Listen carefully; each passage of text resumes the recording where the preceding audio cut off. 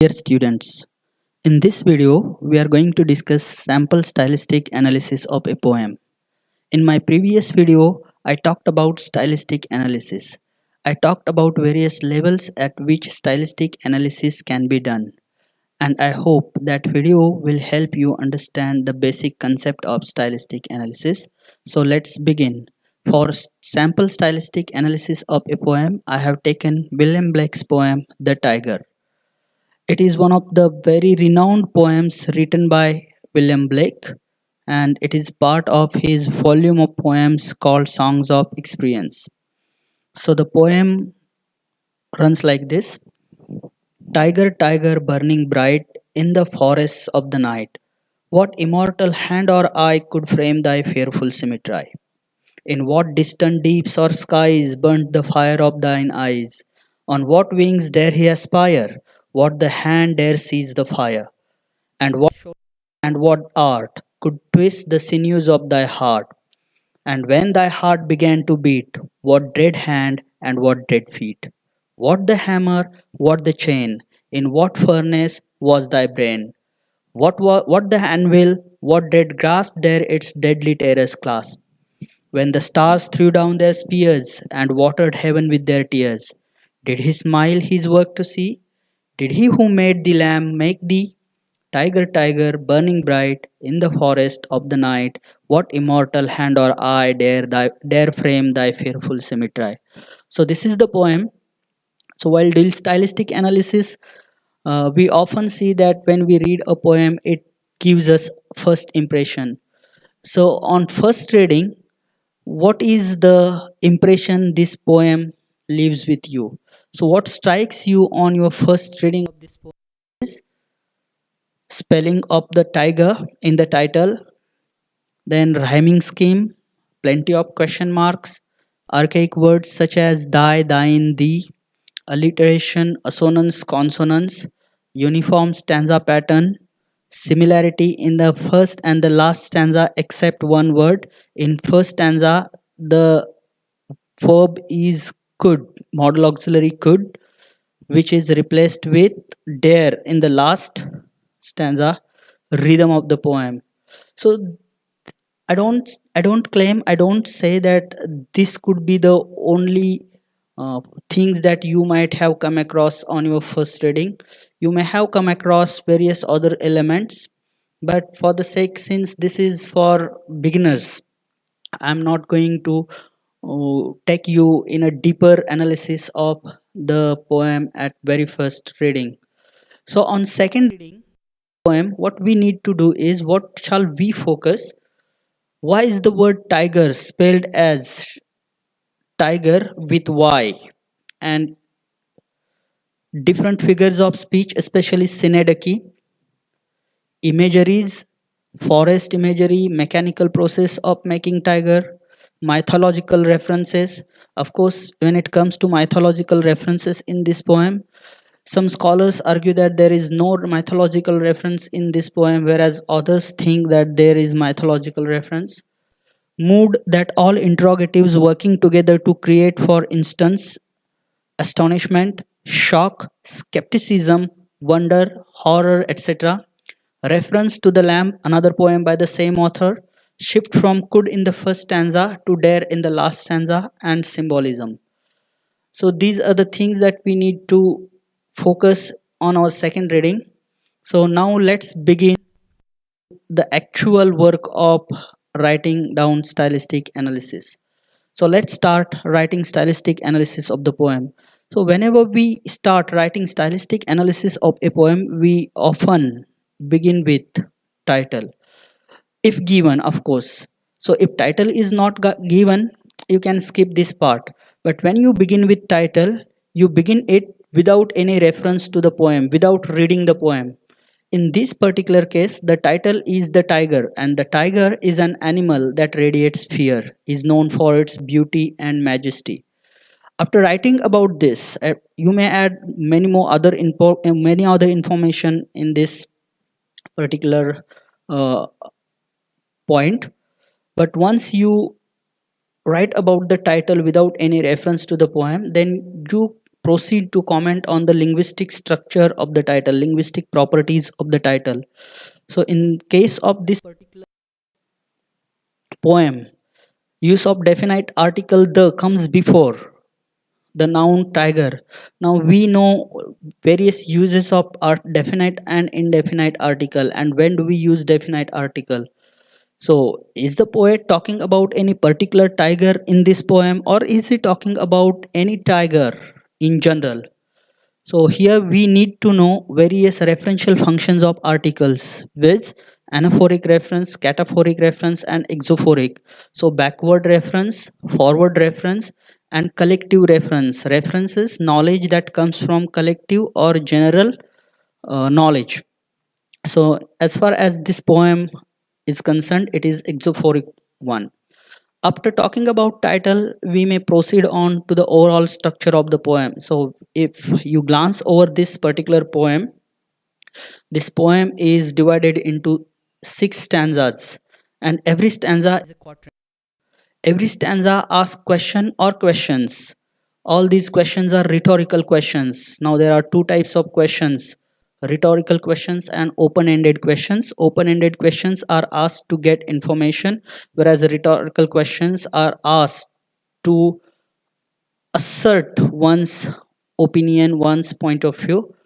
In all, there are 14 questions, out of which 2 are SNO type of question and remaining are WH type of question. All stanzas talk about tiger, his unearthly creation, fearful yet beautiful appearance, forging terminology, joy or sadness after his creation, is the maker same, etc. So there are many more points, so you have to write on each and every point. So I'm not giving you a ready-made answer herein, just I'm telling you what to concentrate on while writing stylistic analysis. So in the next, once you are done with overall structure of the poem, then you may go to different levels of analysis. Next is phonological level. Now we know what is phonology and what is studied in phonology. So in this poem there are various phonological features, for example end rhyming, alliteration, etc. So if possible and it is advisable, you give examples of all features you find in the poem, as many as you can find, as many examples as you can find. Here for the sake of examples I am giving only one example of each. So for rhyming, first 2 lines bright and night, alliteration burning bright, the poet reflects various moods such as horror, wonder, skepticism, shock, astonishment in relation to the animal, that is tiger. At graphological level, when we look at now what is graphology, so graphology is study of standard spelling. So the word tiger is spelled with y in between. So tiger is an example of orthographic deviation. The poet probably wants to show that the animal is not a recent creation. Besides tiger, the archaic words used in this poem are thy, thine, thee, with reference to the animal. So all these archaic words and that archaic spelling of the word tiger shows that tiger is of ancient origin. The ferocity it symbolizes is inherent in man since evolution. So I'm talking here about the symbolic meaning of tiger, which shows ferocity, wrath, anger in human beings, which is present since evolution of humans.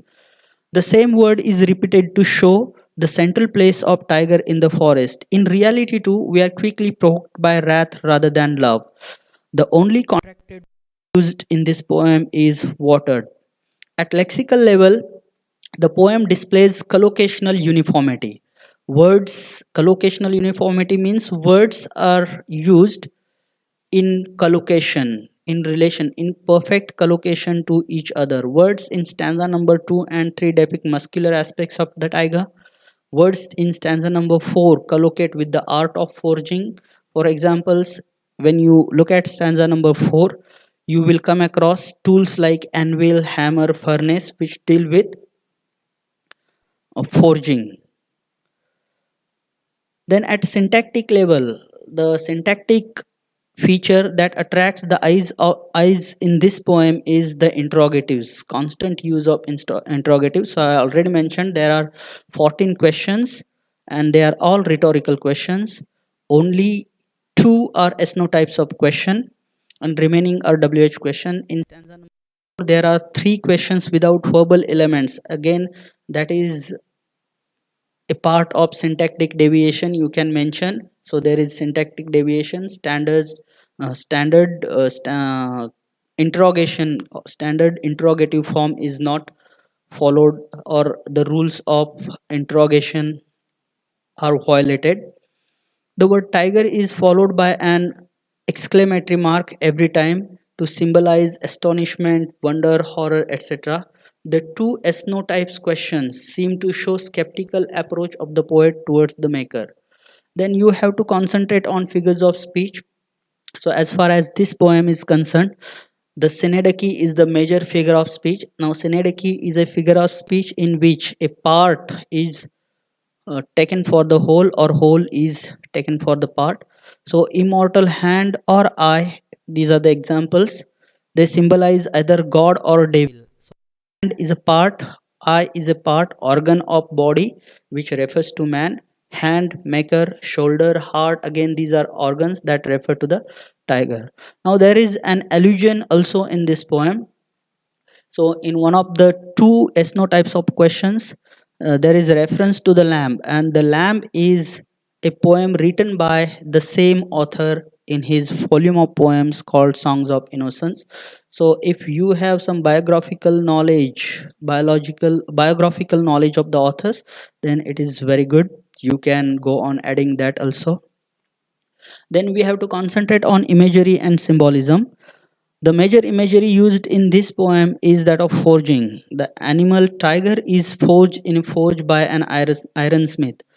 The reference to forging may be to a legendary smith who used to make weapons for superhumans like gods and devils, and had tremendous courage to forge ferocious animal like tiger. The major symbols include the immortal creator, either God or Satan. Distant deep stands for hell, skies stands for heaven, and you may go on adding other symbols also. And now we have to focus on the form of the poem. In fact, this point I should have taken at the third point when after overall structure of the poem, but as I forgot then, I am just adding it here, so you can change that in your answer. The poem The Tiger consists of 6 quatrains ending in rhymed couplets. The poem flows with rhythmic synchronization with regular meter. It has been written in a neat, regular structure with neat proportions. The poem slowly points out to the final question therein. So this is what you can write in your answer. You may go on adding your own interpretation of the poem also. When it stylistic analysis, you have to remember one thing, that there is no model, there is no perfect answer to stylistic analysis, no perfect stylistic analysis of a poem. Because even if you ask me to write it other times, my answer would be entirely different from this one. So I hope this will help you understand stylistic analysis of a poem in a good way. And if you have any queries, you can comment, you can ask your queries in comments, and I will try my best to answer your queries. Thank you very much for your patience.